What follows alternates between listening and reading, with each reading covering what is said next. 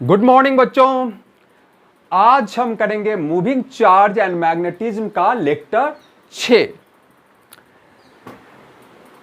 पिछले क्लास में क्या देखा हमने? पिछले क्लास में देखा कि स्ट्रेट करंट कैरिंग कंडक्टर के कारण बायोट सावर्ट लॉ लगा करके जो हमने फॉर्मूला लाया था mu naught I by 4 pi A sine theta 1 plus sine theta 2।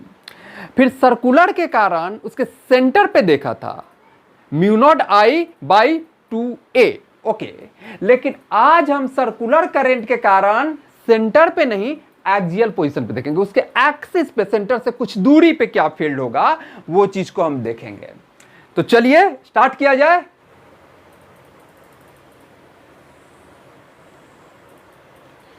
ये है सर्कुलर लूप और इसके कारण इसकी एक्सिस पे मुझे यहां पर इस पॉइंट पे मुझे फील्ड चाहिए। ओके, इस सर्कल में मान लिया कि मैंने ये एंटी क्लॉकवाइज ऐसे करंट फ्लो कर रहा है। एंटी क्लॉकवाइज करंट ऐसे फ्लो कर रहा है। सेंटर पे तो हम निकाल चुके हैं, एक्सियल पोजीशन पे देखें तो तरीका वही रहेगा कि एक एलिमेंट के कारण पोजीशन देखो, बायोट सावर्ट लॉ लगाओ और फिर इंटीग्रेट करो। चलिए अब इस सर्कुलर रिंग को जरा गौर से देखिए। ये सर्कुलर रिंग ऐसे है, ऐसे। ओके, ये सर्कुलर रिंग ऐसे है और इसके कारण इसकी एक्सिस पे हम इस पॉइंट पे फील्ड की बात कर रहे हैं इस सर्कुलर रिंग के कारण। तो इस सर्कुलर रिंग के टॉप और बॉटम पोजीशन को जरा देखिए। टॉप पोजीशन पे अगर सर्कुलर करंट है तो ऐसे और बॉटम पोजीशन पे ऐसे, यही बनेगा ना सर्कल ऐसे। ओके, ऐसे, यहां ऐसे और फिर बॉटम पे ऐसे। तो अगर मैं इसे बोर्ड में दिखाऊं तो यहां का ऐसे को मैं यहां बाहर, बोर्ड से बाहर निकलता हुआ यहां से ऐसे और फिर ऐसे, यानी बोर्ड में हाफ सर्कल जो है बोर्ड के ऊपर है और अनदर हाफ सर्कल बोर्ड के नीचे है। वो बोर्ड के ऊपर यहां से ऐसे निकल रहा है, हाफ सर्कल कंप्लीट कर रहा है और यहां से बोर्ड के अंदर घुस जा रहा है।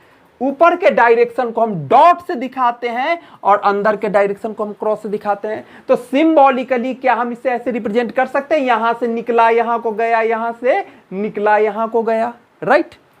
अब इस एलिमेंट के कारण जो यहां पर ऐसे निकल रहा है, यहां पर जो ऐसे निकल रहा है, इस एलिमेंट के कारण मैं यहां पर फील्ड देखूं कितना है। ओके, और फिर जो सिचुएशन बनेगी उसी को इंटीग्रेट कर देंगे तो इस पूरे के कारण निकल जाएगी, राइट। तो इस एलिमेंट के कारण तो सबसे पहले याद कीजिए बायोट सावर्ट लॉ आईडीएल। तो ये छोटा सा मैंने यहां पर ये आईडीएल निकाला, ये छोटा सा आईडीएल इसको यहां से मिला दिया। क्यों मिला दिया? क्योंकि उस पॉइंट पे जिस पे निकालना है इसका रेडियस सर्कल का ए मुझे x दूरी पे चाहिए। तो इस पॉइंट से ये है मेरा यहां का करंट एलिमेंट, ये है मेरा यहां का करंट एलिमेंट। तो यहां के करंट एलिमेंट से आइडियल क्रॉस आर करना होता है। देखिए यहां के करंट एलिमेंट के साथ आर की पोजीशन 90 डिग्री एंगल बना रही है। ये 90 डिग्री हो गया, यानी आइडियल साइन थीटा का थीटा आपको 90 डिग्री हो गया। मान लेते हैं कि इस पॉइंट का एंगुलर पोजीशन इसके रेस्पेक्ट में अल्फा है। ओके, अब देखिए इस एलिमेंट के कारण जो यहां फील्ड होगा वो आइडियल क्रॉस आर, यानी इस लाइन पे, इस पूरे प्लेन पे परपेंडिकुलर जाएगा। Ideal cross R A cross B से आइडियल पे भी परपेंडिकुलर है और आर पे भी परपेंडिकुलर है।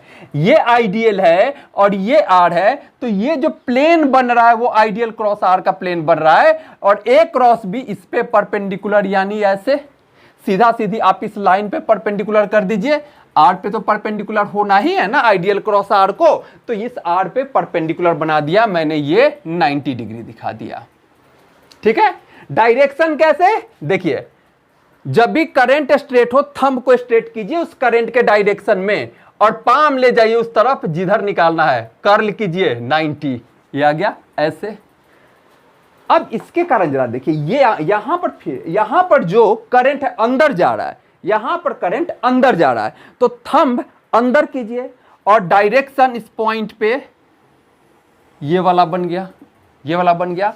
तो यहां पर करंट अंदर जा रहा है और डायरेक्शन ऐसे, तो करंट का डायरेक्शन अब magnetic field IDL cross R curl कीजिए ऐसे, मतलब सीधा सीधी इस लाइन पे परपेंडिकुलर। इसको सिंपलीफाई वे में ऐसे सोचिएगा, सीधा आईडीएल आर पे भी परपेंडिकुलर सिंस होना है उसको, तो इस आर वाली लाइन पे परपेंडिकुलर, इस आर वाली लाइन पे परपेंडिकुलर। ठीक है, ओके। अब यहां पर जरा सिचुएशन देखिए क्या बन रहा है। ये अल्फा और यहां मैं एक परपेंडिकुलर ड्रॉ कर दे रहा हूं, यहां पर मैं एक परपेंडिकुलर ड्रॉ कर दे रहा हूं, तो ये अल्फा, तो इसके साथ एंगल कितना बन जाएगा 90 माइनस अल्फा। ओके, और फिर इस लाइन पे ये लाइन परपेंडिकुलर, इस लाइन पे ये लाइन परपेंडिकुलर, तो ये 90 माइनस अल्फा, तो इस 90 के हिसाब से है ना, इस 90 के हिसाब से फिर ये अल्फा आ गया। ओके, ये अल्फा, ये 90 माइनस अल्फा, क्योंकि ये और ये परपेंडिकुलर, और अगेन ये और ये परपेंडिकुलर, तो 90 माइनस अल्फा, तो ये अल्फा हो गया। ओके, तो अगर इस छोटे से करंट एलिमेंट के कारण यहां पर फील्ड डीबी था, तो उस डीबी का कॉस अल्फा इधर जाएगा और उसका साइन अल्फा इधर जाएगा। क्लियर? ओके, इसका कॉस अल्फा कंपोनेंट क्या इसके इस कंपोनेंट से, क्योंकि दोनों तरफ बिल्कुल सिमेट्रिकल सिचुएशन है, तो इसका ये कंपोनेंट इसके इस कंपोनेंट से खत्म और सिर्फ और सिर्फ साइन वाला कंपोनेंट रह जाएगा। यानी इंटीग्रेट करेंगे तो हम सिर्फ साइन कंपोनेंट को इंटीग्रेट करेंगे। इंटीग्रेशन से पहले ये देख लीजिए कि क्या कोई कंपोनेंट कैंसिल हो रहा है। यहां पर हां कॉस अल्फा कैंसिल हो रहा है, तो हम सिर्फ और सिर्फ साइन अल्फा को इंटीग्रेट करेंगे। ओके, यानी और ऐसा देखिए, बेसिकली प्रत्येक पॉइंट के करस्पॉन्डिंगली जो डायमेट्रिकली अपोजिट पॉइंट होगा, वो उसके एक्सिस पे जो परपेंडिकुलर कंपोनेंट होगा उसको कैंसिल करता चला। यानी किसी, अब इस पॉइंट को दिखाना 2D में आसान है, तो हमने सिर्फ ये और ये पॉइंट लिया है, लेकिन प्रत्येक दो डायमेट्रिकली अपोजिट पॉइंट के साथ कहानी वही बनेगी। राइट? ओके, तो यहां पर सबसे पहले हम निकाल लें कि इस आइडियल के कारण डीबी क्या और उसके साइन अल्फा को इंटीग्रेट कर दें। तो देखिए हो गया क्या, डीबी निकाल लें, क्या जो फॉर्मूला है mu naught by 4 pi I D L sine theta. Sine theta कौन सा थीटा? करेंट एलिमेंट और आर के बीच, पोजीशन वेक्टर के बीच 90। करेंट एलिमेंट आपका जो है वो इस प्लेन में है और पोजीशन इस प्लेन में है। ये वाली लाइन के साथ, ये वाली लाइन के साथ, ये वाली लाइन, ये वाली लाइन के साथ ये वाली लाइन 90 बना रहा है। ये आर है और ये करंट एलिमेंट है, तो ये एंगल 90 डिग्री हो गया।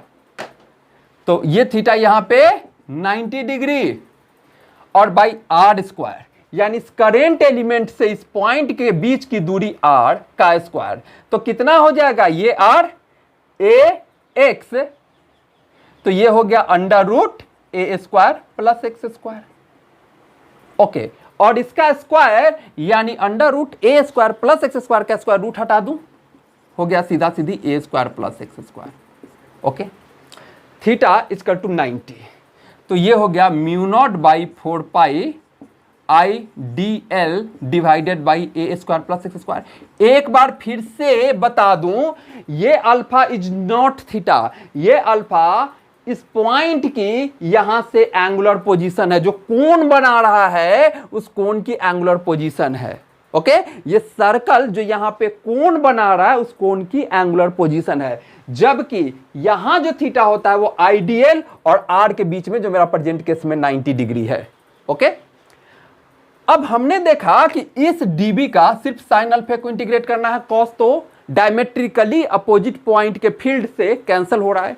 तो मैं टोटल फील्ड जब निकालना है तो इंटीग्रेशन डीबी का सिर्फ और सिर्फ साइन अल्फा लूंगा, यानी डीबी कितना आपने निकाला है, mu naught by 4 pi I D L divided by a square plus x square का साइन।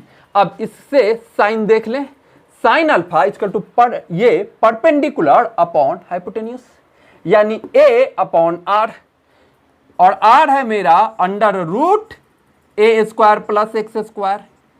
ये ए स्क्वायर प्लस एक्स स्क्वायर का पावर 1 यहां, और ये ए स्क्वायर प्लस एक्स स्क्वायर का पावर हाफ, दोनों मिलके 3/2। ओके, तो यहां क्या हो गया, बाकी सब कांस्टेंट बाहर निकाल लीजिए, ए भी कांस्टेंट, ये दूरी एक्स भी कांस्टेंट, सब कुछ कांस्टेंट। तो mu naught I A by 4 pi A square plus x square का 3/2। हमने कह दिया फिक्स एक्स दूरी पे, तो एक्स तो कांस्टेंट ही हो गया ना, तो एक्स भी कांस्टेंट, ए भी कांस्टेंट, तो अंदर क्या बचा, सिर्फ इंटीग्रेशन डीएल, यानी इस लेंथ को, पूरे के पूरे सर्कल के लेंथ को इंटीग्रेट कर दीजिए, तो जो कि पेरीमीटर हो जाएगा, दैट इज 2 पाई ए। तो यहां से बन गया आपका सीधा सीधी ये चीज, mu naught B equal to mu naught I A by 4 pi A square plus x square का 3/2, ओके, और इंटीग्रेशन डीएल, यानी कि पूरा का पूरा ये length, that is 2 pi A. Clear. अब यहां 2 पाई से पाई गया और 2 2 4 हो गया, और ये बन गया आपका mu naught I A square, और ये 2 बन गया 2a square plus x square का 3/2। ये फॉर्मूला निकल के बन गया, सिचुएशन ये बन गया, mu naught I A square by 2a square plus x square का 3/2। डायरेक्शन आप देख रहे हैं किधर, इधर की तरफ, डायरेक्शन किधर आ रहा है, उधर की तरफ, यानी ये पूरा फील्ड जो है ऐसे ऐसे ऐसे एक्सियल पोजीशन पे ऐसे। इस डायरेक्शन को सिंपल तरीके से निकालना हो तो ऐसे लगा दीजिए, कर्लिंग इफेक्ट ऐसे एंटी क्लॉकवाइज हमने लिया था ना, तभी यहां से कहते कि बाहर आ रहा है और यहां से अंदर जा रहा है, तो कर्ल कीजिए हाथ को, एंटी क्लॉकवाइज डायरेक्शन में थंब आपका देगा डायरेक्शन, यानी इसके कारण एक्सियल पोजीशन पे फील्ड इस डायरेक्शन में। क्लियर हो गया ये बात। Mu naught I A square by 2 into A square plus x square का 3/2, ये फॉर्मूला निकल करके आ गया। अब हमसे कोई पूछे कि बताइए भाई x इक्वल टू a/2, यहां पर मैं ले लूं x इक्वल टू a/2 पे फील्ड कितना आएगा, चलिए मिटाऊं इसे, इरेज करूं, ये आ गया आपको एक्सियल पोजीशन पे फील्ड का फॉर्मूला, राइट। अब कोई कहे हमसे कि x इक्वल टू a/2 पे मैग्नेटिक फील्ड कितना है, तो हम सीधा सीधी लगा दें कि b at x equal to a/t पे मुझसे पूछ रहा है, a/2 पे पूछ रहा है, तो क्या हो जाएगा, mu naught I A square by twice A square plus x square, x की जगह a/2, यानी a/2 का स्क्वायर a स्क्वायर बाई 4 का पावर 3/2, यही आएगा ना, ओके। यानी mu naught I A square by 2 4a square plus A square 5a square का 4 का पावर 3/2, यानी mu naught I A square by, अगर मैं इसे बाहर निकाल लूं तो ट्वाइस इंटू 5/4 का पावर 3/2 और इंटू ए स्क्वायर का पावर 3/2, 2 कट के a क्यूब हो जाएगा, यानी यहां से क्या हो जाएगा, इस a स्क्वायर से ये सिर्फ a बचेगा और हो जाएगा mu naught I by 2a, और नीचे में क्या हो गया 5/4 का 3/2, ये फैक्टर आ गया। Mu naught I by 2a centre पे होता है, उसके अलावा ये फैक्टर आ गया 5/4 का 3/2, ओके। तो ऐसे जहां भी पूछेगा हम वो वैल्यू पुट कर देंगे, अगर x इक्वल टू a पे पूछता तो हम यहां a कर देते, a स्क्वायर आ जाता। समझ में आ रही है बात, ओके। मिटाऊं, अब कुछ इसके स्पेशल केसेस आप देखो, इसके कुछ special cases, some special cases. अगर इस फार्मूले में मैं x इक्वल टू 0 कर दूं, तो क्या मैं इसे सेंटर पे नहीं आ गया? हालांकि सेंटर का हम जानते हैं कि फॉर्मूला होता है mu naught I by twice a, लेकिन जरा इसे से भी वेरीफाई कर लें। x इक्वल टू 0 पे आपका जो मैग्नेटिक फील्ड होता है mu naught I A square by twice of A square plus x square का 3/2, यही फॉर्मूला निकल के आया ना, x इक्वल टू 0, यानी mu naught I A square by twice A square का पावर 3/2 क्या बन जाएगा, ए क्यूब। एक्स को तो हमने जीरो ही रख दिया, ये ए स्क्वायर से ए क्यूब जाएगा तो क्या बचेगा नीचे ए। देखिए आ गया वही formula, mu naught I by 2a आना भी था। ये तो जनरलाइज फॉर्मूला है किसी भी पॉइंट का, तो x इक्वल टू 0 या x इक्वल टू किसी भी पॉइंट के लिए ये अप्लीकेबल होगा। ओके, अब x इक्वल टू इनफाइनाइट पे देखें, x इक्वल टू इनफाइनाइट पे क्या कहानी बनती है। केस 2 हमने ले लिया x इक्वल टू इंफिनिटी पे, तो जब x इक्वल टू इंफिनिटी यानी कि डिनोमिनेटर काफी बड़ा, डिनोमिनेटर काफी बड़ा तो क्या बना देगा ये फील्ड को जीरो। किसी भी चीज को काफी बड़ी चीज से डिवाइड किया जाए, इंफिनिटी से डिवाइड किया जाए तो वो जीरो हो जाएगा। तो यहां फील्ड एट इंफिनिटी क्या हो जाएगा, जीरो। फील्ड एट सेंटर इतना, फील्ड एट इंफिनिटी जीरो, तो इसका कर्व कैसा आएगा। चलिए इरेज करूं इसे। आप कह रहे हो कि यहां पर अगर मैं इसका एक ग्राफ ड्रॉ करना चाहूं, इसका ग्राफ ड्रॉ करना चाहूं,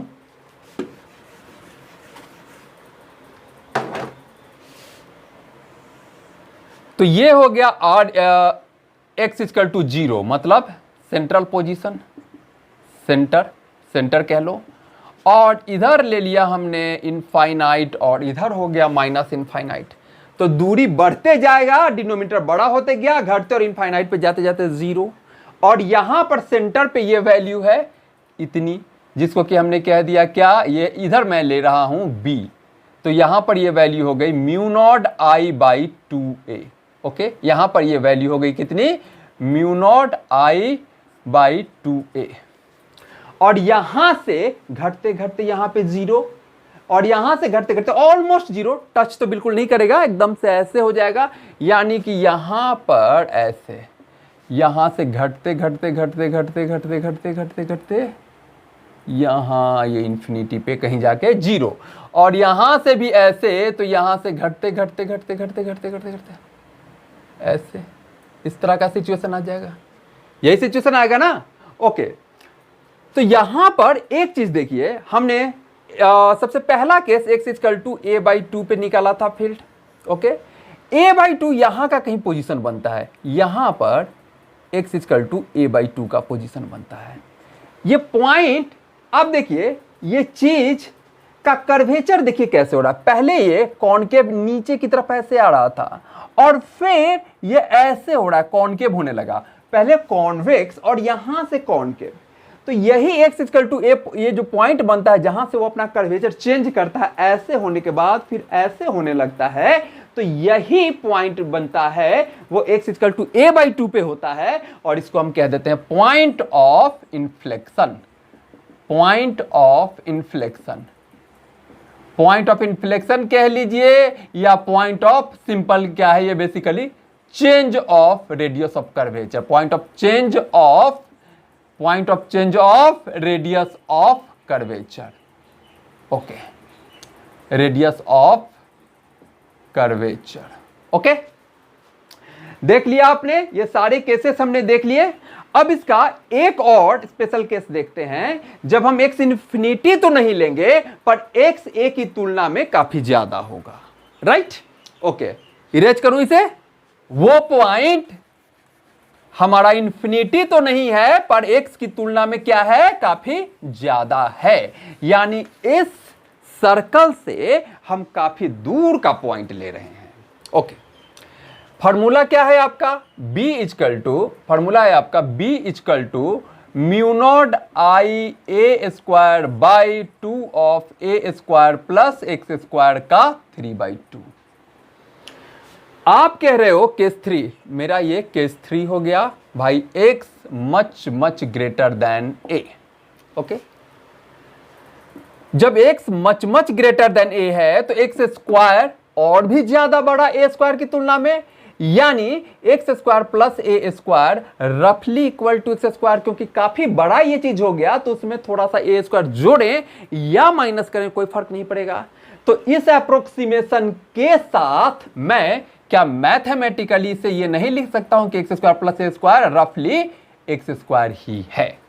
तो अब मैग्नेटिक फील्ड क्या बन गया मेरा, mu naught I A square by 2। A square plus x square को आपने क्या लिखा, एक्स स्क्वायर का पावर 3/2, तो स्क्वायर से नीचे वाला 2 कट गया, क्या बचा, एक्स क्यूब, एक्स क्यूब, यही बचा। अब इस चीज को थोड़ा सा हम रीअरेंज करेंगे, और क्यों रीअरेंज करेंगे, जब इसका आंसर आएगा तो आपको समझ में आ जाएगा। इसके लिए मैंने क्या किया, इसको ऊपर नीचे मैंने पाई से मल्टीप्लाई और 2x क्यूब ऊपर नीचे पाई से मल्टीप्लाई और डिवाइड कर दिया। ओके, तो पाई ए स्क्वायर क्या बन जाएगा, इस सर्कुलर लूप का एरिया, इसका radius A, pi A square बन गया एरिया। मैंने लिख दिया ऊपर में mu naught eye area divided by twice x, twice pi X cube लिख सकता हूं। आई इंटू एरिया हम कहते हैं कि मैग्नेटिक मोमेंट होता है, देखा है ना हमने कि ये होता है मैग्नेटिक मोमेंट। तो इसको मैं लिख देता हूं mu naught into magnetic moment by 2 pi X cube, 2 pi X cube, mu naught into magnetic moment 2 pi X cube. Okay, अब 2 से ऊपर नीचे मल्टीप्लाइड और डिवाइड कर रहा हूं, एक स्टैंडर्ड फॉर्म में ला रहा हूं, अभी क्लियर हो जाएगा आपको। ये mu naught M by 2 pi X cube को हमने 2 से ऊपर नीचे डिवाइड कर दिया। ओके, तो ऊपर वाला 2 तो 2 है, नीचे वाला हो जाएगा म्यू नॉट बाई 4 पाई जो स्टैंडर्ड कांस्टेंट होता है इन केस ऑफ मैग्नेट, और ये हो गया m by x cube.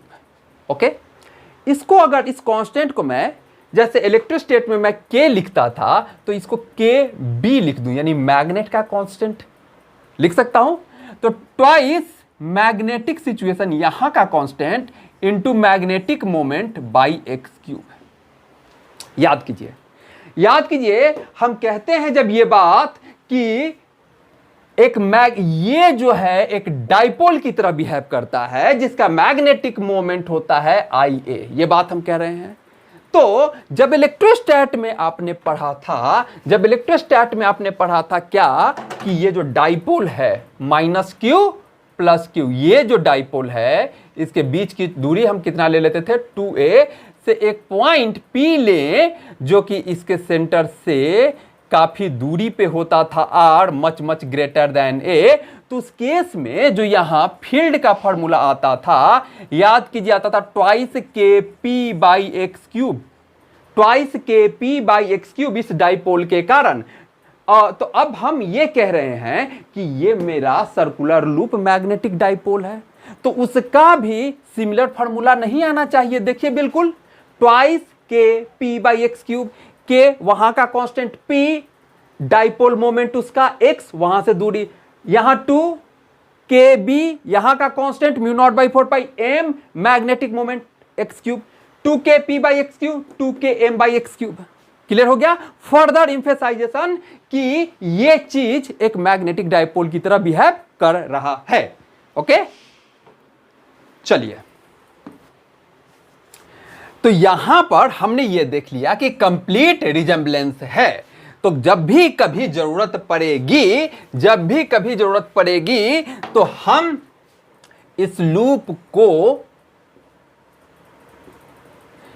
Simply एक मैग्नेटिक डाइपोल से दिखा सकते हैं, मतलब एक बार मैग्नेट से दिखा सकते हैं। डायरेक्शन एंटी क्लॉकवाइज इधर, तो उधर बन जाता है मैग्नेट का नॉर्थ और ये बन गया साउथ, ये इसके इक्विवेलेंट है।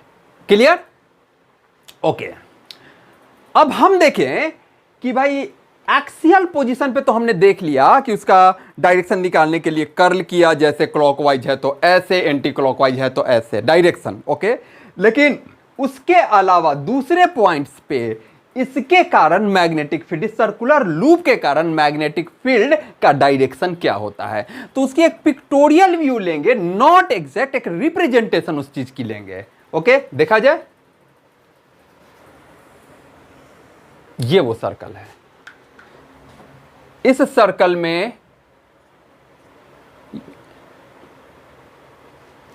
ये कुछ ऐसा आएगा। यहां से स्ट्रेट नहीं रहेगा, कुछ इस तरह का आएगा। इधर भी यहां से कुछ इस तरह का आएगा।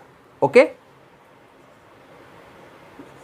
अब दूसरा वाला लाइन थोड़ा और टेढ़ा हो जाएगा, यहां से ऐसे और यहां से ऐसा, और इसके बाद वाले लाइन को हम ऐसे ऐसे दिखा सकते हैं, ऐसे इस तरह से दिखा सकते हैं। मतलब इधर से सब निकलता हुआ, इधर से सब निकलता हुआ, और फिर इधर से इन करता हुआ, इधर से इन करता हुआ। तो ये एक पिक्टोरियल भी हो गई कि एक्सियल पोजीशन के अलावा दूसरे जगहों पे फील्ड कैसे निकल रहे हैं। एक्चुअली मैग्नेटिक फील्ड जो है ना, मैग्नेटिक फील्ड हमेशा एक क्लोज्ड लूप बनाता है, ये अंतर है। अगर आप इलेक्ट्रोस्टैट के डाइपोल से देखें, इलेक्ट्रोस्टैट में क्या होता था कि आपने कहा ना कि ये एक डाइपोल है, तो हम इसको डाइपोल से डायरेक्ट रिजेंबल कर सकते हैं। तो इलेक्ट्रोस्टैटिक डाइपोल में आप याद कीजिए, ये माइनस क्यू था और एक प्लस क्यू। ओके, प्लस से निकलता था माइनस की तरह इन में कट जाता था, प्लस से निकलता था माइनस में इन कट जाता था, प्लस से निकलता था माइनस में इन कट जाता था, प्लस से निकलता था माइनस में इन कट जाता था।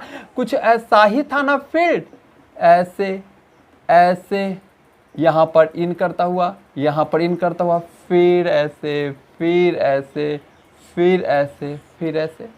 ओके, यहां पे निकलता हुआ सब और यहां पे इन करता हुआ, ये सिचुएशन बनता था। हमेशा प्लस से निकलता था और यहां कहां माइनस क्यू पे ये इन कर जाता था। लेकिन यहां पर एक अंतर है। क्या अंतर है यहां पर कि ये हमेशा क्लोज्ड लूप बनाता है। यहां देखिए कोई क्लोज्ड लूप नहीं बना रहा, ऐसा नहीं कि ऐसे निकल के फिर यहां आ रहा है। क्लोज आप किसे कहते हैं? यहां से निकले और फिर लाइन यहां पे आए, यहां से निकले और फिर या पलट करके यहां पे आए, वो चीज नहीं होता है वहां। लेकिन यहां मैग्नेटिक फील्ड हमेशा क्लोज लूप बनाता है। देखिए आप जैसे ये वाला लाइन है, तो ये लाइन अब दिखा नहीं रहे, पर अब दिखा रहे हैं कि काफी दूर जाने के बाद वो घूम करके ऐसे क्लोज लूप बना रहा है। ये भी ऐसे ही जा करके क्लोज लूप बना रहा है, और जब छोटा हुआ तब आप इसे पूरा का पूरा सर्कल दिखा पा रहे हैं। पर ये लाइन इवन जिसे आप बिल्कुल स्ट्रेट कह रहे हो, इसे स्ट्रेट कह रहे हो, तो ये आइडिया वाइज ये है कि कहीं ना कहीं इनफाइनाइट पे जा करके वो ऐसे घूमेगा और ये फिर क्लोज लूप बनाएगा। तो बात समझ में आई कि मैग्नेटिक फील्ड लाइंस हमेशा क्लोज लूप बनाते हैं। ओके, तो ये जस्ट था क्या, एक पिक्टोरियल रिप्रेजेंटेशन, ताकि आइडिया समझ में आए। अब इस चीज को, जैसे आपने ये कहा कि भाई इसको हम डाइपोल की तरह दिखा सकते हैं, यानी कि अगर आप एक डाइपोल का भी मैग्नेटिक फील्ड लाइंस ड्रॉ कीजिएगा तो यही होगा। ऐसे किया, उधर नॉर्थ, इधर नॉर्थ और इधर साउथ, ये रहा जी मेरा डाइपोल। ये और ये बिल्कुल इक्विवेलेंट है, तो इसका भी फील्ड लाइन बिल्कुल वही बनेगा। ये ऐसे, ओके, दूसरा ऐसे, ऐसे, बिल्कुल वही। लेकिन अंतर कहां आएंगे, इसका ना ऐसे क्लोज्ड लूप, यानी कि मैग्नेट के अंदर ये साउथ टू नॉर्थ जाएगा। यहां पर देखिए, यहां हमेशा प्लस से निकलता था माइनस की तरफ जाता था, हमेशा प्लस से निकलता था ये माइनस की तरफ जाता था। लेकिन यहां पर क्या है कि यहां पर जैसे ये चीज देखिए, यहां पर ऐसे आया और फिर ये लाइन जब यहां ऐसे घुसेगा तो मैग्नेट के बाहर तो वो नॉर्थ से निकल रहा है और साउथ की तरफ इन कर रहा है, पर मैग्नेट के अंदर वो साउथ से नॉर्थ जा रहा है।